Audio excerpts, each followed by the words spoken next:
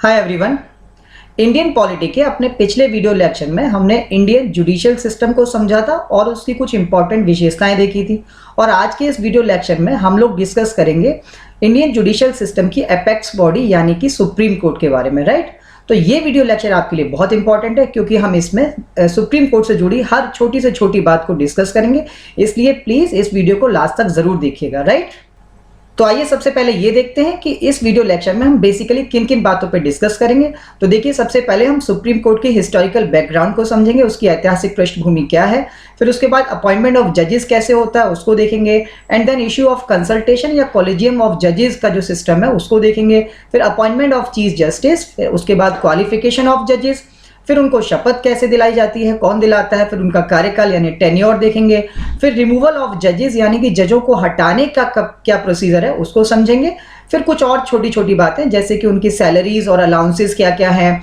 फिर जो कार्यकारी मुख्य न्यायाधीश होता है उसके बारे में, और फिर जो तदर्थ यानी एडहॉक जजेस होते हैं और रिटायर्ड जजेस से जुड़ी ही कुछ इंपॉर्टेंट बातों को देखेंगे।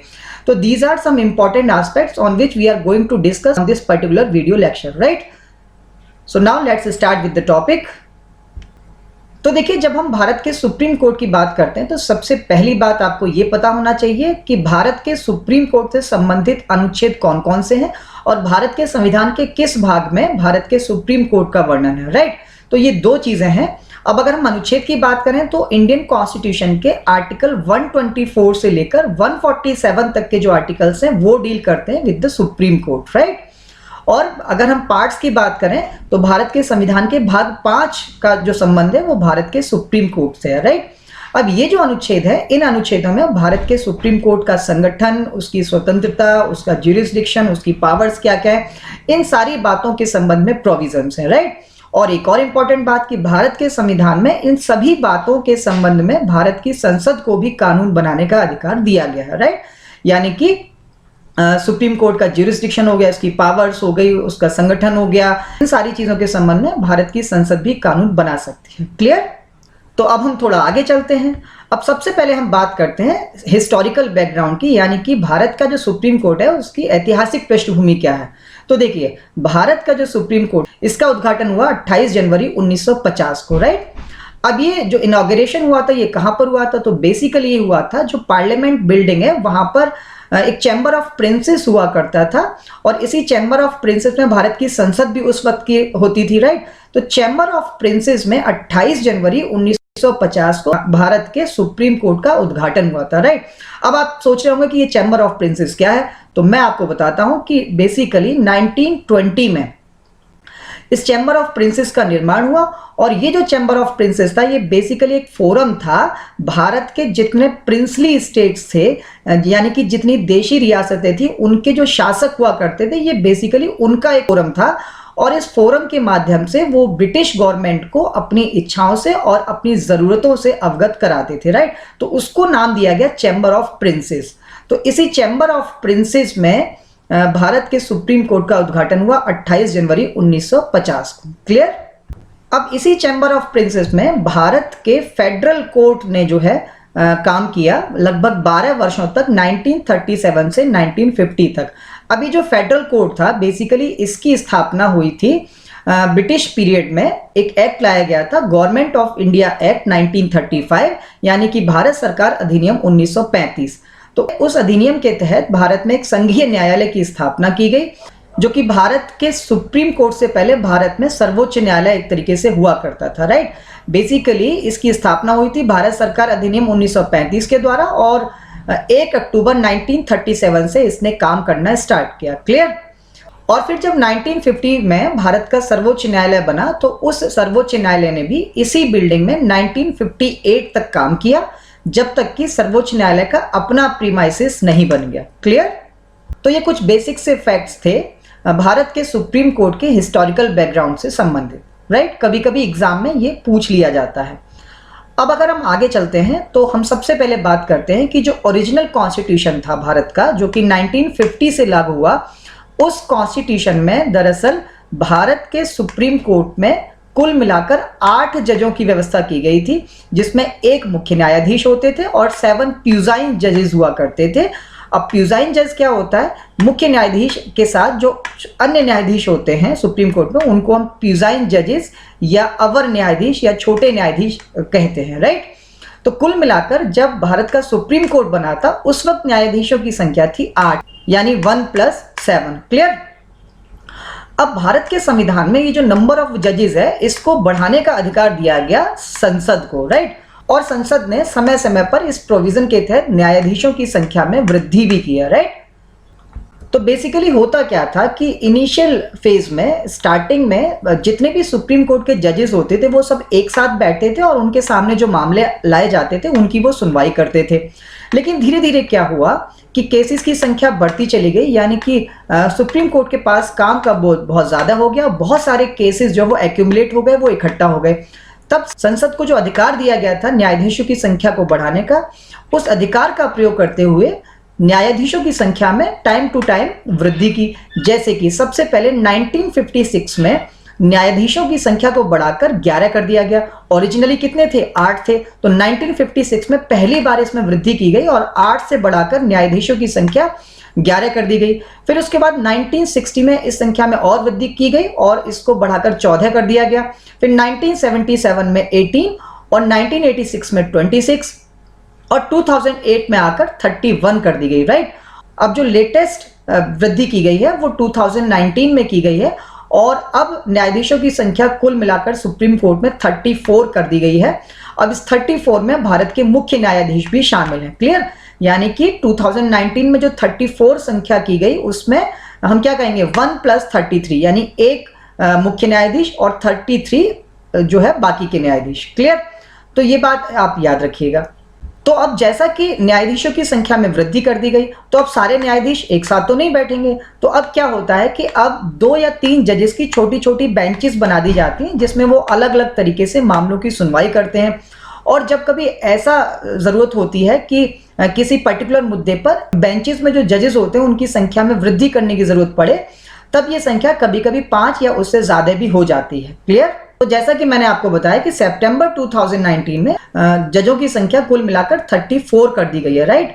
और इसके लिए एक एक्ट लाया गया जिसको हम बोलते हैं सुप्रीम कोर्ट नंबर ऑफ जजेस अमेंडमेंट एक्ट 2019, राइट। यानी कि उच्चतम न्यायालय न्यायाधीशों की संख्या संशोधन अधिनियम 2019, राइट।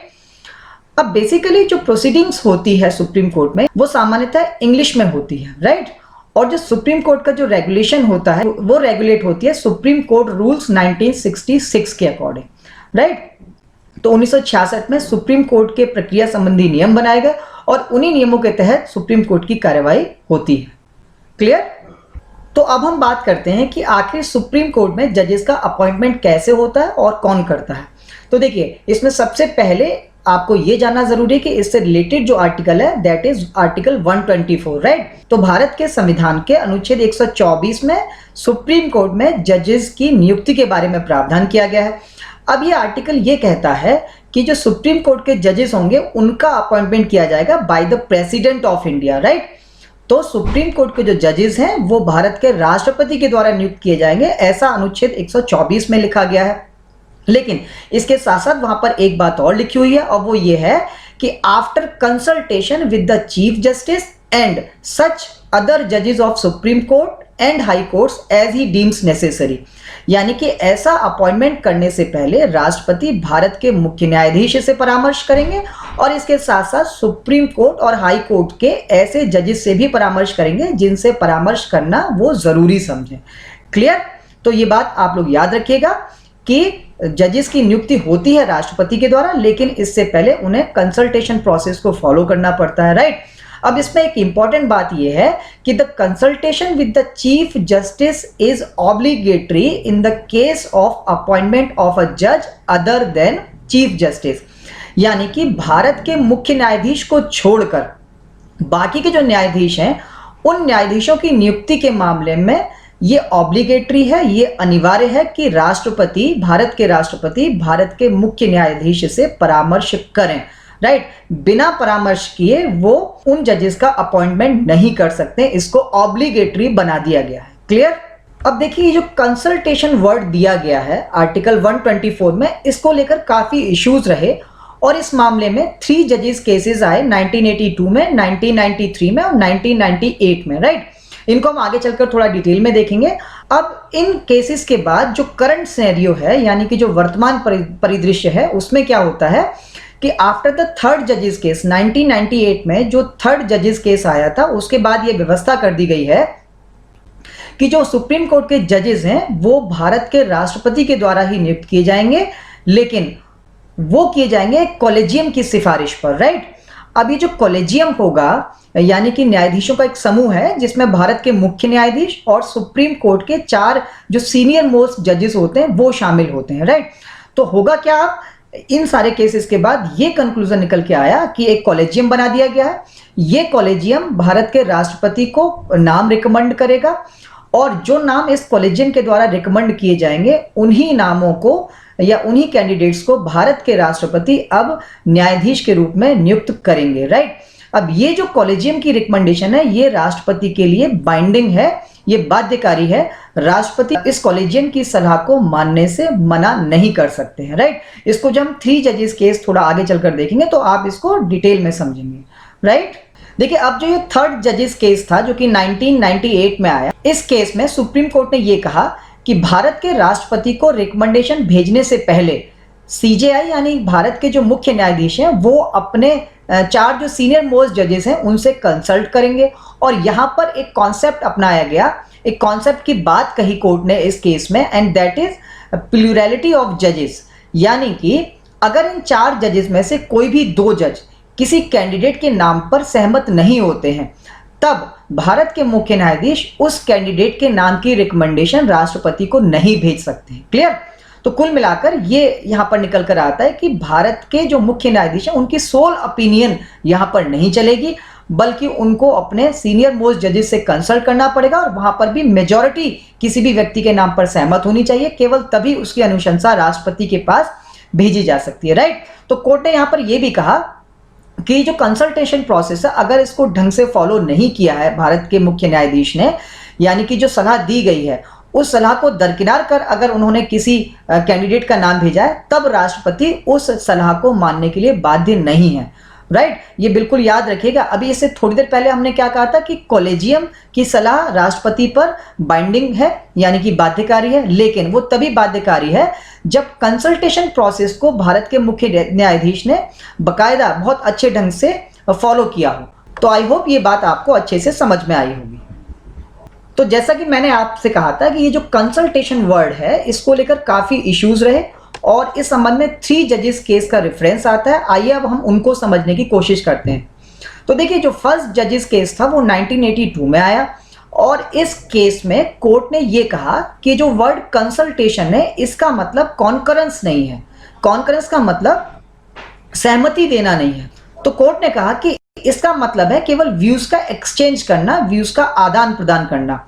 अब यहां से क्या हुआ, यहां से ये निकल कर आया कि सपोज दैट अगर सीजेआई के द्वारा कोई रिकमेंडेशन दी भी गई है तो राष्ट्रपति के लिए बाध्यकारी नहीं है कि वो इस रिकमेंडेशन को मान ले और वो बेसिकली अपने डिस्क्रेशन का यूज करते हुए किसी भी व्यक्ति को सुप्रीम कोर्ट के जज के रूप में अपॉइंट कर सकते हैं। क्लियर? तो इसी को हम कहते हैं फर्स्ट जजेस केस। तो यहां पर एक चीज एक लाइन में हम ये कहेंगे कि राष्ट्रपति को सोल अथॉरिटी बना दिया गया in the case of appointment of जजेस of the supreme court, right. अब अगर हम बात करें सेकंड जजेस केस की, जो कि 1993 में आया, तो इस केस में कोर्ट ने अपने पहले का जो वर्डिक्ट था, जो फर्स्ट जजेस केस 1982 में दिया गया था, उसको रिवर्स कर दिया, उसको चेंज कर दिया और साफ साफ कहा कि ये जो वर्ड कंसल्टेशन है इसका सीधा मतलब है कॉन्करेंस, राइट। इट मीन्स कि कोर्ट ने ये कहा कि सीजेआई ने जो एडवाइस टेंडर की है to the president of India, वो भारत के राष्ट्रपति के लिए बाइंडिंग है, राइट। यानी कि राष्ट्रपति को उस सलाह को मानना ही पड़ेगा। अब बेसिकली ऐसा इसलिए किया गया क्योंकि कहीं ना कहीं कोर्ट को ये लगा, जुडिशरी को ये लगा कि इससे जो एग्जीक्यूटिव है उसका इंटरफेरेंस जुडिशरी में कहीं ना कहीं बढ़ जाएगा और इससे जो जुडिशरी की इंडिपेंडेंस है वो कहीं ना कहीं खतरे में पड़ जाएगी, राइट। अब देखिए, यहां पर प्रेसिडेंट के द्वारा अपॉइंट होते हैं, इसका मतलब क्या है कि बेसिकली एग्जीक्यूटिव के द्वारा अपॉइंट किए जाएंगे, क्योंकि राष्ट्रपति तो भारत में वही काम करता है बेसिकली जिसकी सलाह उसको एग्जीक्यूटिव द्वारा दी जाती है। तो इसी बात को ध्यान में रखते हुए सेकंड जजेस केस में कोर्ट ने ये साफ कह दिया कि सीजेआई यानी कि भारत के चीफ जस्टिस हैं, उनके द्वारा जो भी सलाह राष्ट्रपति को दी जाएगी जजेस के अपॉइंटमेंट के बारे में, वो सलाह राष्ट्रपति को अब माननी ही होगी, राइट। लेकिन इसके साथ साथ एक क्लॉज जोड़ दिया सुप्रीम कोर्ट ने, और वो क्लॉज ये था कि जब भी भारत के मुख्य न्यायाधीश किसी भी व्यक्ति के सुप्रीम कोर्ट के न्यायाधीश के अपॉइंटमेंट के लिए रिकमेंडेशन भेजेंगे, तब ऐसा करने से पहले वो सुप्रीम कोर्ट के 2 सीनियर मोस्ट जो जजेस हैं उनसे कंसल्ट जरूर करेंगे, राइट। यानी कि सोल ओपिनियन या सोल डिस्क्रेशन नहीं चलेगा सीजेआई का, बल्कि उनको किसी भी व्यक्ति का नाम आगे करने से पहले अपने 2 सीनियर मोस्ट जजेस से उनको सलाह करनी ही पड़ेगी, राइट। तो ये सब बातें की गई सेकंड जजेस केस में। तो अब देखिए यहां पर अंतर आपको समझ में आ रहा है। फर्स्ट जजेस केस में क्या था? फर्स्ट जजेस केस में कोर्ट ने कहा कि the president of India is the soul authority in the case of appointment of जजेस ऑफ सुप्रीम कोर्ट, यानी कि भारत का जो राष्ट्रपति है वो सुप्रीम कोर्ट के न्यायाधीश की नियुक्ति के मामले में अंतिम अथॉरिटी रहेगा। लेकिन सेकंड जजेस केस में इस बात को बदल दिया और अब ये कहा गया कि कंसल्टेशन वर्ड का मतलब कॉन्करेंस है, राइट। अब कॉन्करेंस को हम बहुत इजी वे में ऐसे भी समझ सकते हैं कि मान लीजिए कोई व्यक्ति है, उसके नाम पर राष्ट्रपति सहमत है, लेकिन भारत के चीफ जस्टिस हैं वो सहमत नहीं है, तब उस व्यक्ति को फिर अपॉइंट नहीं किया जा सकता, राइट। कंसल्टेशन वर्ड का ये मतलब नहीं था, लेकिन कॉन्करेंस का मतलब है कि दोनों पार्टीज किसी भी पर्टिकुलर नाम पर सहमत होनी चाहिए, राइट। तो यहां पर एक क्लॉज बस ये जोड़ दिया गया कि जब भी सीजेआई इस तरह की रिकमेंडेशन भेजेंगे तो वो अपने वरिष्ठतम 2 न्यायाधीशों से कंसल्ट जरूर करेंगे। और इसी केस में सुप्रीम कोर्ट ने एक बहुत इंपॉर्टेंट बात और कही, और वो बात ये थी कि जब भी कोई रिकमेंडेशन सीजेआई के द्वारा भेजी गई है पूरे कंसल्टेशन प्रोसेस को फॉलो करते हुए, लेकिन राष्ट्रपति अगर उस बात पर, उस नाम पर सहमत नहीं है, तब भी ऐसी स्थिति में क्या होगा? जो भारत के मुख्य न्यायाधीश द्वारा जो सलाह दी गई है वही मानी जाएगी, राइट। यानी कुल मिलाकर अब वो जो सलाह है वो बाइंडिंग कर दी गई राष्ट्रपति के लिए, राइट। तो ये सारी चीजें हुई सेकंड जजेस केस में 1993 में। तो कुल मिलाकर इसी केस के बाद भारत में एक तरीके से कॉलेजियम प्रणाली की शुरुआत हुई, जिसमें भारत के मुख्य न्यायाधीश और सुप्रीम कोर्ट के 2 सीनियर मोस्ट जजेस शामिल हुआ करते थे, राइट। अब ये कॉलेजियम जो है आपस में सलाह करके राष्ट्रपति को रिकमेंडेशन भेजेगा, राइट। तो इसी तरीके से अगर हम बात करें अब थर्ड जजेस केस की, जो कि 1998 में आया था, बेसिकली इस केस में सेकंड जजेस केस था, उसमें थोड़ा सा उसको मॉडिफाई किया गया और उसमें अब ये बात जोड़ी गई कि सीजेआई जो एडवाइस टेंडर करेंगे भारत के राष्ट्रपति को, वो 2 नहीं बल्कि अपने 4 सीनियर मोस्ट जजेस से कंसल्ट करके करेंगे, राइट। और इसमें एक प्लूरैलिटी जजेस का कॉन्सेप्ट भी लाया गया, यानी कि जो हमने आपको पहले बताया था कि इन 4 जजेस में से अगर कोई 2 जज भी एडवर्स ओपिनियन देते हैं किसी कैंडिडेट के बारे में, तो भारत के मुख्य न्यायाधीश उस सलाह को राष्ट्रपति के पास नहीं भेज सकते हैं, और अगर भेज भी दिया उन्होंने तो राष्ट्रपति उस सलाह को एडमिट बिल्कुल भी नहीं करेगा, राइट। तो ये थर्ड जजेस केस था, जिसमें जो कंसल्टेशन होता था सीनियर मोस्ट जजेस के साथ, उसकी संख्या 2 से बढ़ाकर अब 4 कर दी गई। क्लियर? तो देखिए ये जो 3 जजेस केस थे, इनको अगर हम कंक्लूड करें तो इनका कंक्लूजन ये निकलेगा कि इन 3 जजेस केस के माध्यम से एक तो जो वर्ड कंसल्टेशन था, यानी जो परामर्श शब्द दिया गया था आर्टिकल 124 में, उसके बारे में अब बिल्कुल स्पष्टता कर दी गई और ये कहा गया कि कंसल्टेशन वर्ड का मतलब अब सहमति ही है, यानी कि जो भी एडवाइस टेंडर की जाएगी कॉलेजियम के द्वारा राष्ट्रपति को, उस सलाह को राष्ट्रपति को अब मानना ही पड़ेगा। यानी कि राष्ट्रपति अपनी मर्जी से किसी भी व्यक्ति को सुप्रीम कोर्ट के न्यायाधीश के रूप में नियुक्त नहीं कर सकते हैं, राइट। अब देखिए इससे जुड़े कुछ और इश्यूज हैं, थोड़ा उनको भी देख लेते हैं। 2014 में एक 99th कॉन्स्टिट्यूशनल अमेंडमेंट एक्ट लाया गया, यानी कि 99वें संवैधानिक संशोधन अधिनियम, और 2014 में ही एक national judicial appointment commission act भी लाया गया, यानी राष्ट्रीय न्यायिक नियुक्ति आयोग। और इन दोनों के माध्यम से सरकार द्वारा, एग्जीक्यूटिव द्वारा ये कोशिश की गई कि कॉलेजियम प्रणाली को बदल दिया जाए, राइट। क्योंकि बेसिकली सरकार ये चाह रही थी कि जुडिशरी पर उसका डोमिनेंस रहे, खास तौर से जजेस के अपॉइंटमेंट के बारे में। दूसरी तरफ हमने देखा कि जुडिशरी अपनी इंडिपेंडेंस को मेंटेन करना चाह रही थी। तो बेसिकली एक तरीके से एक संघर्ष दिखाई दिया यहां पर in between judiciary and executive. तो 2014 की ये बात है, ये दोनों चीजें लाई गई।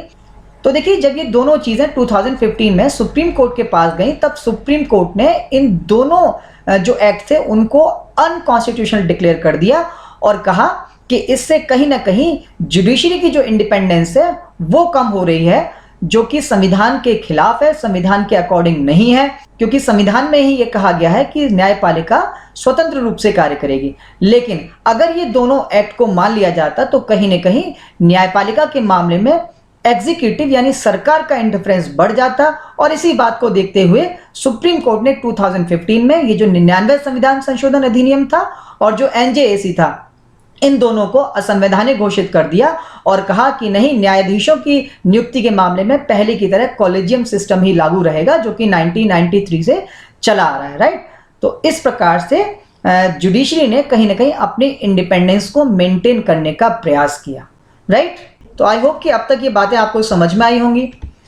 अब देखिए, बेसिकली अगर कॉलेजियम सिस्टम की बात करें तो कभी कभी इसमें प्रीलिम्स में क्वेश्चन पूछे गए हैं और मेंस में भी शॉर्ट नोट हो सकता है आपको कहीं पीसीएस एग्जाम में या यूपीएससी वगैरह में कहीं लिखने को आ जाए।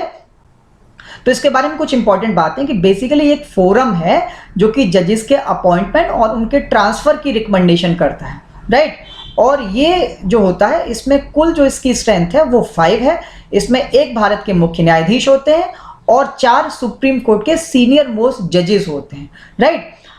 अब ये प्रणाली कब से लागू हुई? तो ये प्रणाली 1993 का जो सेकंड जजेस केस था उसके बाद इस कॉलेजियम प्रणाली की शुरुआत हुई, राइट। यहाँ पर एक इंपॉर्टेंट बात और है कि there is no mention of the collegium either in the original constitution of India और इन सक्सेसिव अमेंडमेंट्स, यानी भारत के मूल संविधान में या जुडिशरी के संबंध में जितने भी संशोधन हुए हैं उनमें कहीं पर भी कॉलेजियम का उल्लेख नहीं है। ये बात बिल्कुल याद रखिएगा, राइट। बेसिकली कॉलेजियम कब आया? 1993 के सेकंड जजेस केस के बाद। भारत के ओरिजिनल कॉन्स्टिट्यूशन में इसका कोई भी उल्लेख नहीं मिलता है, तो प्लीज इसको याद रखिएगा। तो चलिए अब थोड़ा आगे चलते हैं।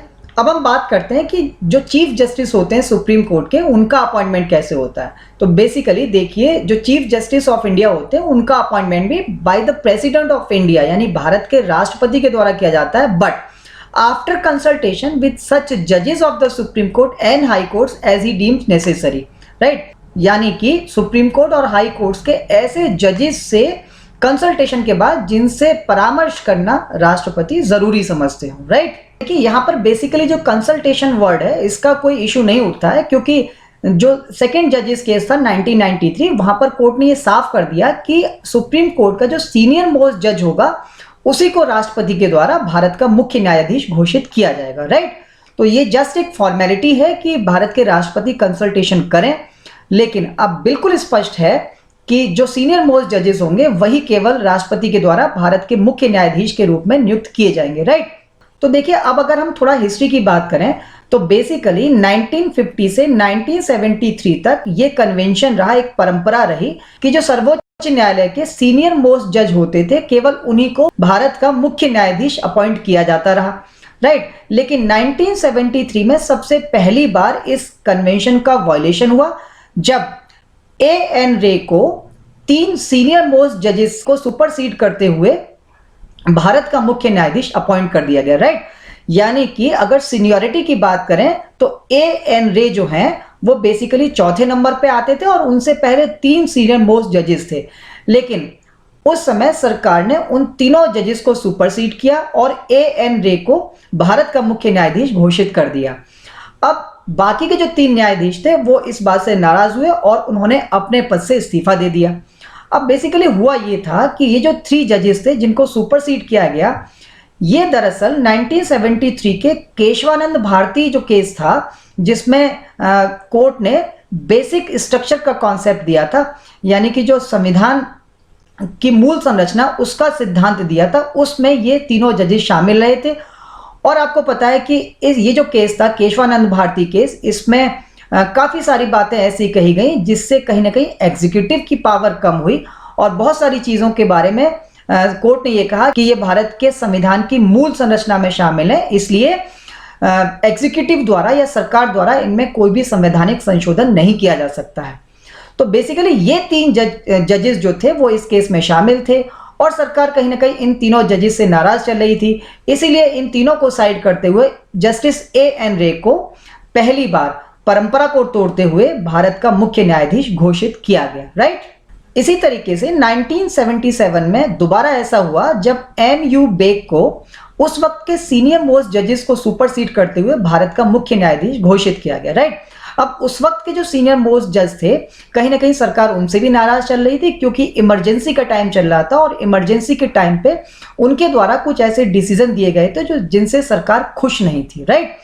तो कुल मिलाकर हम ये देख रहे हैं कि जब कभी सरकार किसी जज के किसी डिसीजन से खुश ना हो, तब उसको वो सुपरसीड करके किसी और को मुख्य न्यायाधीश बना दे रही थी। तो जुडिशरी को ऐसा लगा कि इससे कहीं ना कहीं न्यायपालिका की स्वतंत्रता जो है वो बाधित हो रही है, और इसीलिए 1993 में सेकंड जजेस केस में जुडिशरी ने या न्यायपालिका ने, सुप्रीम कोर्ट ने ये स्पष्ट कर दिया कि अब ऐसा बिल्कुल भी नहीं होगा, और अब जो सीनियर मोस्ट जज होगा केवल वही भारत का मुख्य न्यायाधीश अपॉइंट किया जाएगा, राइट। तो हमने ये समझा कि चीफ जस्टिस का अपॉइंटमेंट कैसे होता है, क्या परंपरा रही है और वर्तमान परिदृश्य इसका क्या है। अब आपके लिए मेरा एक क्वेश्चन है, बहुत सिंपल सा क्वेश्चन है, आप मुझे कमेंट सेक्शन में प्लीज ये बताइएगा कि भारत के वर्तमान मुख्य न्यायाधीश कौन है और वो किस नंबर के न्यायाधीश हैं, राइट। तो अब भारत के मुख्य न्यायाधीश के बारे में कुछ और इंपॉर्टेंट बातें देखते हैं। देखिए, जो एक ऑर्डर ऑफ प्रेसिडेंस होता है, यानी कि एक जो वरीयता क्रम होता है प्रोटोकॉल का, उसमें जो भारत के मुख्य न्यायाधीश हैं वो 6वें नंबर पे आते हैं, राइट। ये बहुत इंपॉर्टेंट है, कभी कभी प्रीलिम्स में पूछ लिया जाता है। तो उनसे पहले जो लोग वरीयता क्रम में आते हैं, सबसे पहले भारत के राष्ट्रपति, उसके बाद उपराष्ट्रपति, फिर भारत के प्रधानमंत्री, फिर अपने अपने राज्यों में संबंधित राज्यों के राज्यपाल, फिर 5 नंबर पे भूतपूर्व जो राष्ट्रपति होते हैं, फॉर्मर प्रेसिडेंट्स, वो आते हैं। फिर 5th नंबर पर ही डेप्यूटी पीएम यानी कि उप प्रधानमंत्री आते हैं, और 6 नंबर पर चीफ जस्टिस ऑफ इंडिया, और इनके साथ साथ स्पीकर ऑफ लोकसभा यानी लोकसभा के जो स्पीकर होते हैं उनकी भी ऑर्डर ऑफ प्रेसिडेंस में रैंकिंग 6 है, राइट। तो प्रीलिम्स के लिए एक इंपॉर्टेंट फैक्ट है, आप इसको जरूर याद रखिएगा।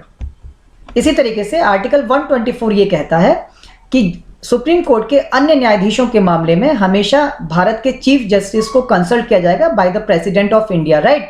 और ये जो कॉलेजियम बनता है, इसके जो प्रमुख होंगे वो भारत के मुख्य न्यायाधीश ही होंगे, राइट।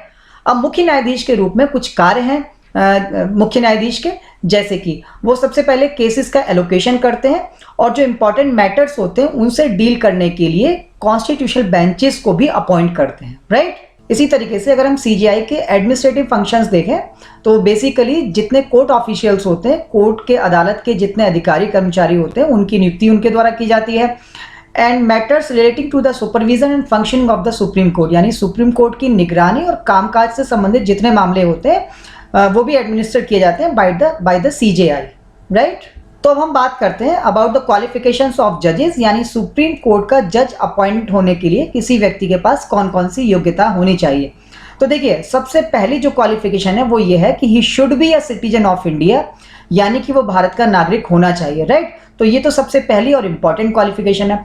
इसके बाद 3 क्वालिफिकेशंस है, उनमें से कोई एक भी अगर फुलफिल होती है तो उस व्यक्ति को सुप्रीम कोर्ट का जज अपॉइंट किया जा सकता है, और वो है सबसे पहले he should have been a जज ऑफ अ हाई कोर्ट और high courts in succession for 5 years, यानी कोई भी व्यक्ति लगातार 5 साल तक किसी एक हाई कोर्ट या एक से ज्यादा हाई कोर्ट के जज के रूप में कार्य कर चुका हो, राइट। दूसरा, he should have been an advocate of a high court और high courts in succession for 10 years, या तो पहली वाली फुलफिल हो, या फिर अगर वो जज नहीं रहा है तो किसी भी एक हाई कोर्ट या एक से ज्यादा हाई कोर्ट का लगातार 10 साल तक वकील रह चुका हो। और तीसरा जो है, he should be a distinguished jurist in the opinion of the president, यानी कि वो व्यक्ति राष्ट्रपति की नजर में एक कानून का अच्छा जानकार, एक पारंगत विधिवेत्ता होना चाहिए, राइट। तो ये क्वालिफिकेशंस है इन तीनों में से, यानी पहला कौन सा होगा, he should be a citizen of India, ये तो है ही है। इसके अलावा ये जो 3 क्लॉज है, इनमें से अगर कोई एक भी फुलफिल होती है तो उस व्यक्ति को भारत के राष्ट्रपति द्वारा अपॉइंट किया जा सकता है सुप्रीम कोर्ट के जज के रूप में, राइट। तो ये कुछ क्वालिफिकेशंस है जो कि सुप्रीम कोर्ट का जज अपॉइंट होने के लिए जरूरी है। अब इसमें आपने देखा होगा कि कहीं पर भी मिनिमम एज का कोई क्राइटेरिया फिक्स नहीं किया गया, तो कुल मिलाकर कॉन्स्टिट्यूशन ने सुप्रीम कोर्ट के जज के रूप में अपॉइंट होने के लिए मिनिमम एज का क्राइटेरिया फिक्स नहीं किया है, राइट। ये आप लोग जरूर याद रखिएगा। अब बात करते हैं ओथ और एफर्मेशन की, यानी कि शपथ कौन दिलाता है अगर आपको अपॉइंट किया गया है सुप्रीम कोर्ट के जज के रूप में। तो जब आप अपने ऑफिस जाएंगे उससे पहले आपको शपथ लेनी पड़ेगी। अभी जो शपथ दिलाई जाती है ये या तो राष्ट्रपति के द्वारा स्वयं दिलाई जाती है या राष्ट्रपति इस उद्देश्य के लिए किसी व्यक्ति को भी नियुक्त कर सकते हैं जो कि जजों को शपथ दिलाते हैं, राइट। अब हम बात करते हैं कार्यकाल की यानी टेन्योर की। तो देखिए कॉन्स्टिट्यूशन ने सुप्रीम कोर्ट के न्यायाधीशों का कोई कार्यकाल एज सच फिक्स नहीं किया है, राइट, लेकिन इस संबंध में कुल 3 प्रावधान जरूर बनाए हैं। वो ये है कि he holds office until he attains the age of 65 years, यानी सुप्रीम कोर्ट का कोई भी जज होता है वो 65 साल की आयु तक अपने पद पर रह सकता है। एंड नेक्स्ट है he can resign his office by writing to the president, और वो खुद अपना त्यागपत्र राष्ट्रपति को देकर अपने पद से हट सकता है। और तीसरा है he can be remove from his office bye the president on the recommendation of the parliament, यानी कि संसद की अनुशंसा पर राष्ट्रपति द्वारा उसे पद से हटाया जा सकता है। तो ये 3 प्रोविजंस हैं। वैसे फिक्स नहीं किया है कि 3 साल, 4 साल या 5 साल, ऐसा कुछ भी नहीं है, लेकिन मैक्सिमम एज जरूर डिफाइन की गई है कि सुप्रीम कोर्ट का कोई भी न्यायाधीश केवल 65 वर्ष की आयु तक ही अपने पद पर रह सकता है, राइट।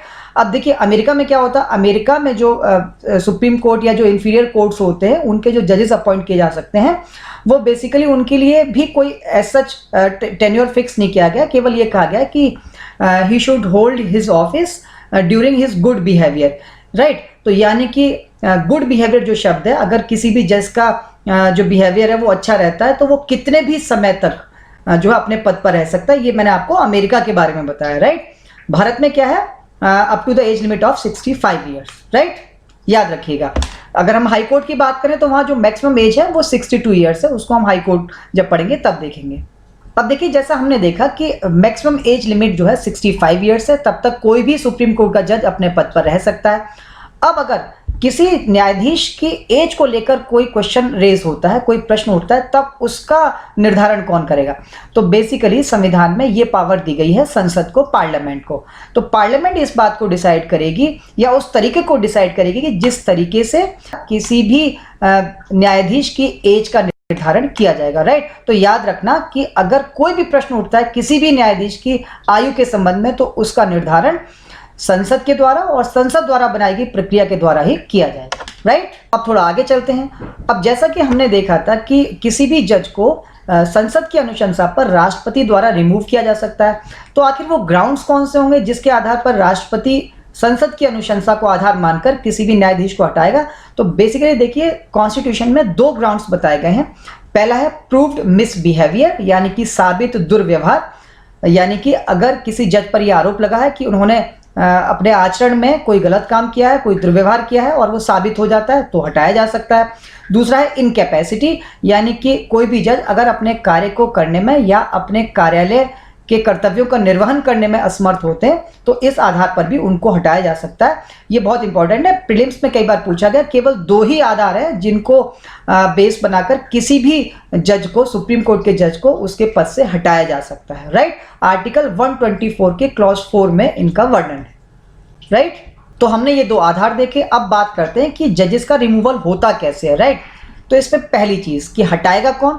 अ जज of the supreme Court can be removed from his office by an order of the president, यानी कि सुप्रीम कोर्ट के किसी भी जज को राष्ट्रपति के आदेश द्वारा उसके पद से हटाया जा सकता है। अंडरलाइन करिएगा जरूर, है ना, by an order of the president, right. और ये जो रिमूवल प्रोसीजर है, जिस तरीके से उसको हटाया जाएगा, उसको हम जनरली सामान्य तौर पर इम्पीचमेंट कहते हैं, महाभियोग कहते हैं। हालांकि इस महाभियोग शब्द का प्रयोग जो है इन द केस ऑफ जजेस ऑफ सुप्रीम कोर्ट कहीं पर भी संविधान में नहीं दिया गया, लेकिन कॉमनली जो प्रोसीजर है, जो प्रक्रिया है, वो बेसिकली महाभियोग की तरह ही है। इसलिए सामान्यतः हम आम बोलचाल की भाषा में यही कहते हैं कि सुप्रीम कोर्ट के न्यायाधीशों को महाभियोग की प्रक्रिया के द्वारा ही पद से हटाया जाता है। हालांकि ये बात अलग है कि इस प्रक्रिया के लिए संविधान में कहीं पर भी महाभियोग शब्द का प्रयोग नहीं है, राइट। तो अब हम उस प्रोसीजर को समझते हैं, उस प्रक्रिया को समझते हैं जिस प्रक्रिया के तहत किसी भी जज को उसके पद से हटाया जा सकता है, राइट। देखिए इसमें पहला पॉइंट ये आएगा कि किसी भी जज को, सुप्रीम कोर्ट के जज को उसके पद से हटाने के लिए संसद के दोनों सदनों में से किसी में भी प्रस्ताव लाया जा सकता है, चाहे वो लोकसभा हो चाहे राज्यसभा हो।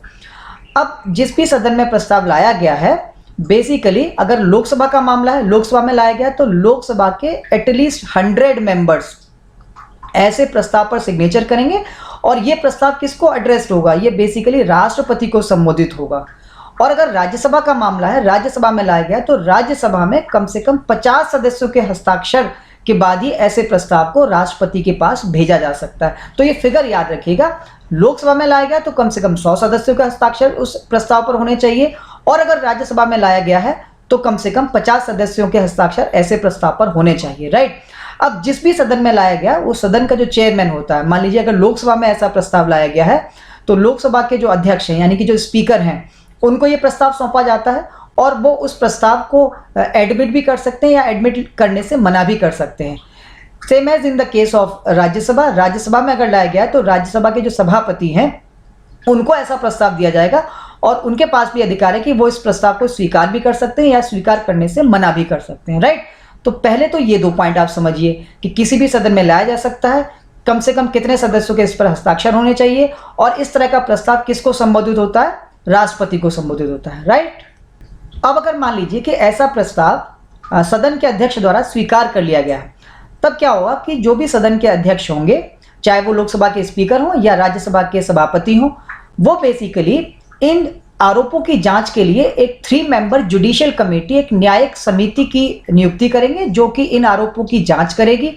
अब ये जो 3 मेंबर जुडिशियल कमेटी होगी इसमें शामिल कौन कौन होंगे, इसमें या तो भारत के मुख्य न्यायाधीश होंगे, अगर वो नहीं होते तो सुप्रीम कोर्ट के कोई एक जज हो सकते हैं, और दूसरा जितने उच्च न्यायालय हैं भारत में उसमें से किसी भी एक उच्च न्यायालय के चीफ जस्टिस होंगे, मुख्य न्यायाधीश होंगे, और तीसरा जो होगा वो होगा एक डिस्टिंग्विश्ड ज्यूरिस्ट यानी कि एक प्रख्यात न्यायविद, कानून का जानकार, राइट। तो कभी कभी क्वेश्चन पूछ लिया जाता है कि 3 मेंबर जुडिशियल कमेटी जो कि किसी भी न्यायाधीश के खिलाफ आरोपों की जांच करती है उसमें कौन कौन लोग शामिल होते हैं, तो इसको आप लोग याद रखिएगा, राइट।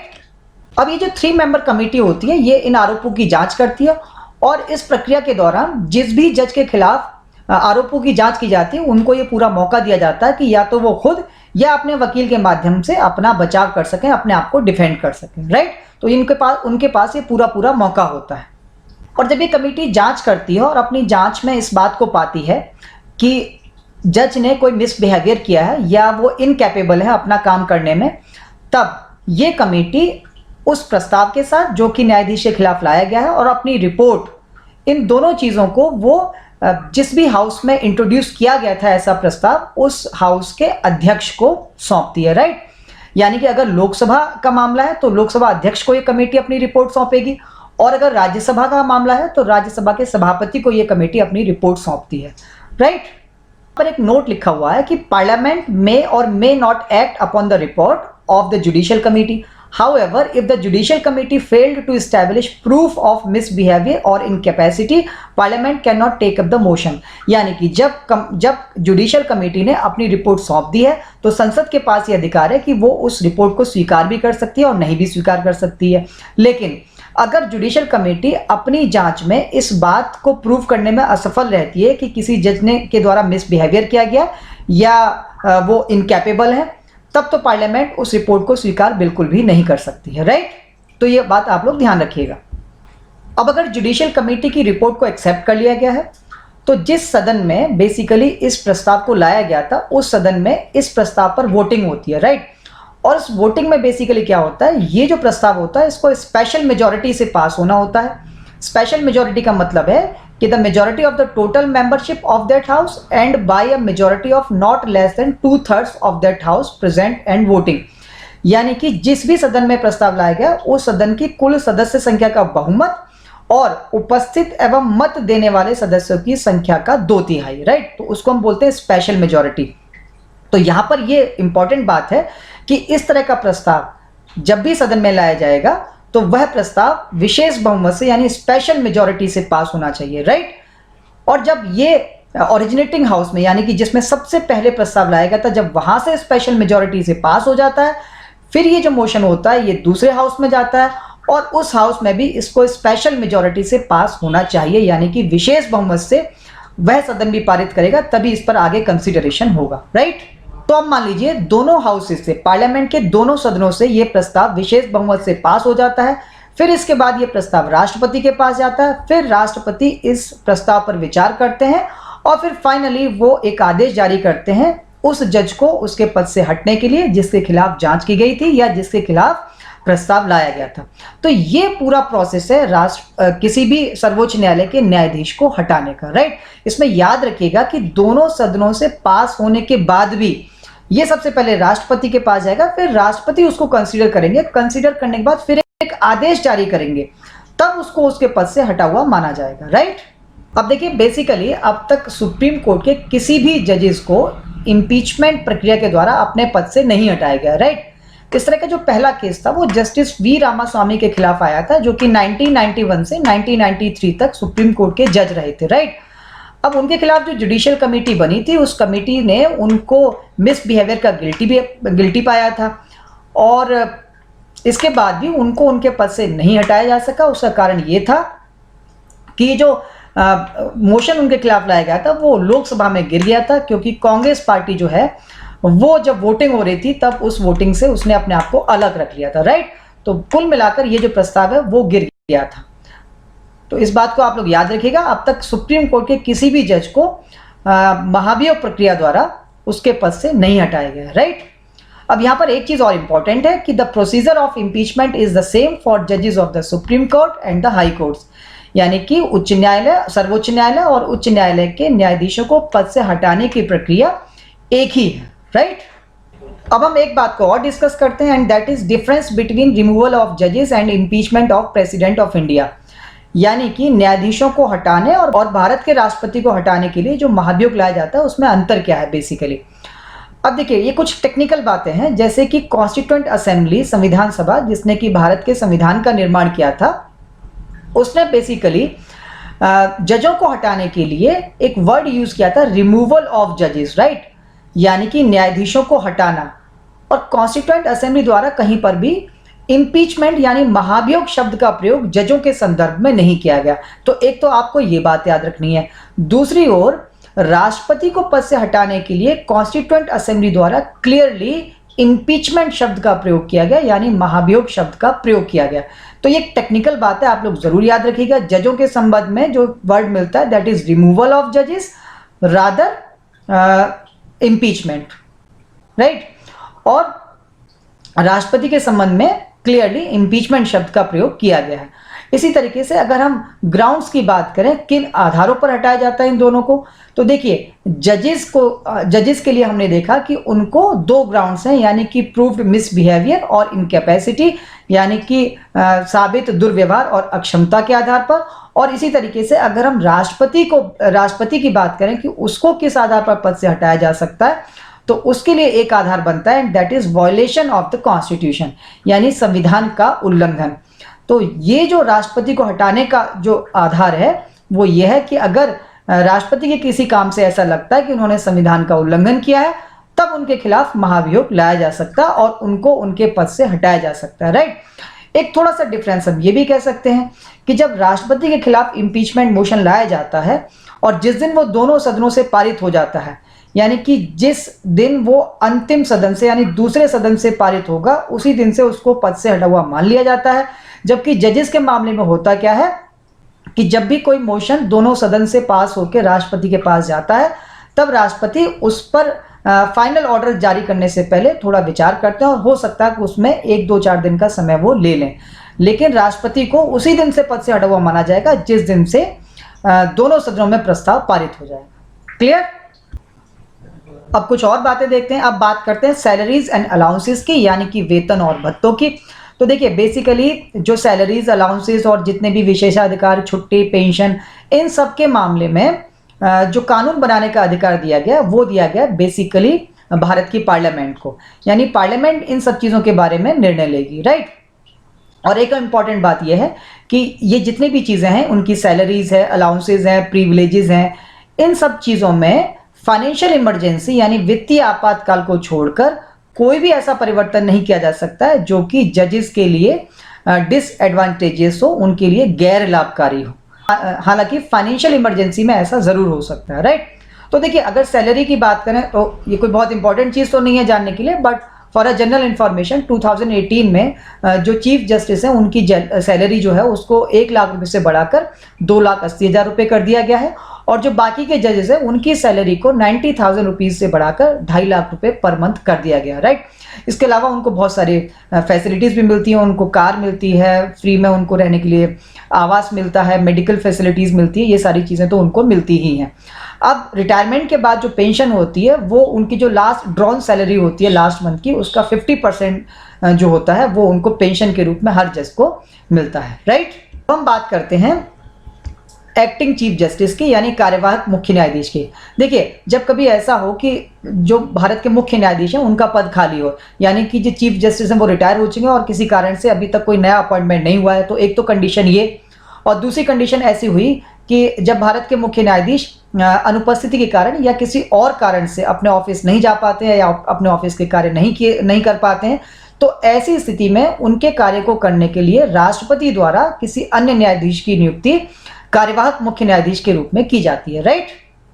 इसी तरीके से अब हम बात करते हैं एडहॉक जजेस की, यानी कि तदर्थ न्यायाधीश। देखिए, होता क्या है कि जब कभी सुप्रीम कोर्ट में किसी सेशन को, किसी सुनवाई को पूरा करने के लिए या किसी मामले पर सुनवाई के लिए जजेस का कोरम पूरा नहीं होता है, तब ऐसी कंडीशन में जो चीफ जस्टिस ऑफ इंडिया होते हैं with the previous consent of the president, यानी कि वो राष्ट्रपति की पूर्व स्वीकृति से और संबंधित उच्च न्यायालय के न्यायाधीश के कंसल्टेशन के साथ उस न्यायालय के किसी न्यायाधीश को सुप्रीम कोर्ट में एज एन एडहॉक जज अपॉइंट कर सकते हैं, राइट। ये बात आपको समझ में आई। सिचुएशन को समझिए कि बेसिकली जब भी किसी मामले की सुनवाई होगी वहां पर एक मिनिमम नंबर ऑफ जजेस होगा जिसको कोरम कहा जाएगा।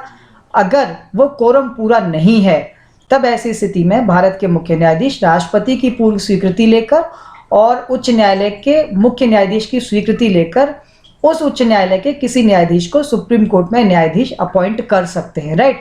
मैं आपको एक सिंपल एग्जांपल से समझाता हूं। देखिए, मान लीजिए अगर कोई कॉन्स्टिट्यूशन लॉ का कोई जो है मुद्दा उठा है या कोई केस ऐसा आया है या आर्टिकल 143 के तहत राष्ट्रपति ने कोई जुडिशियल एडवाइस जो है वो मांगी है सुप्रीम कोर्ट से, तब जब कभी ऐसा मामला होगा, कॉन्स्टिट्यूशन से जुड़ा हुआ मामला होगा, तब वहां पर जो मिनिमम स्ट्रेंथ होगी कॉन्स्टिट्यूशनल बेंच की वो होगी 5 जजेस की, राइट।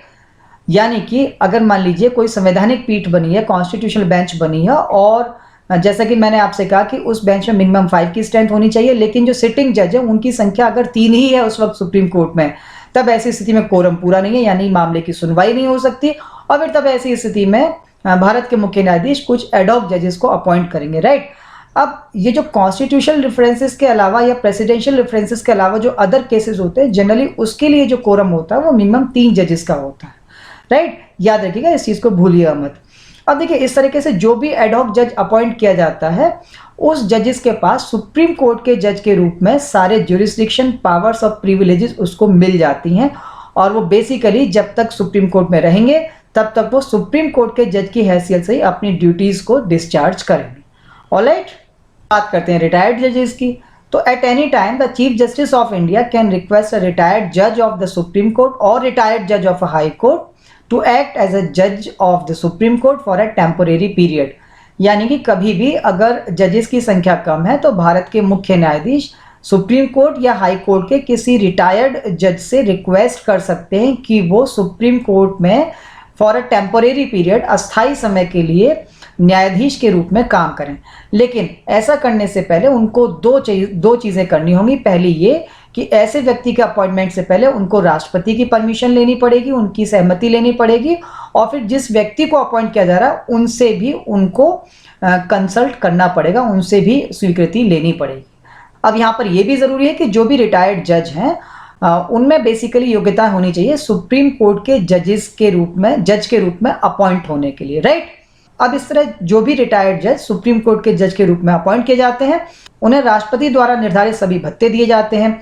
इसके अलावा उन्हें सुप्रीम कोर्ट के जो भी न्यायाधीश होते हैं उनकी जो पावर्स, प्रिविलेजेस होते हैं वो सारी भी उनको मिलती हैं। हालांकि यहाँ पर एक इंपॉर्टेंट बात है कि he shall not otherwise be deemed to be a जज ऑफ दैट कोर्ट, कि ऐसा करते समय उनको सुप्रीम कोर्ट का न्यायाधीश नहीं माना जाएगा, राइट। वो केवल टेम्पोरेरी पीरियड के लिए काम कर रहे हैं, सारे विशेषाधिकार मिलेंगे, सारे उनको भत्ते मिलेंगे, सैलरीज भी मिलेंगी, लेकिन फिर भी उनको सुप्रीम कोर्ट का परमानेंट जज जो है उनको नहीं डीम्ड किया जाएगा, नहीं माना जाएगा, राइट।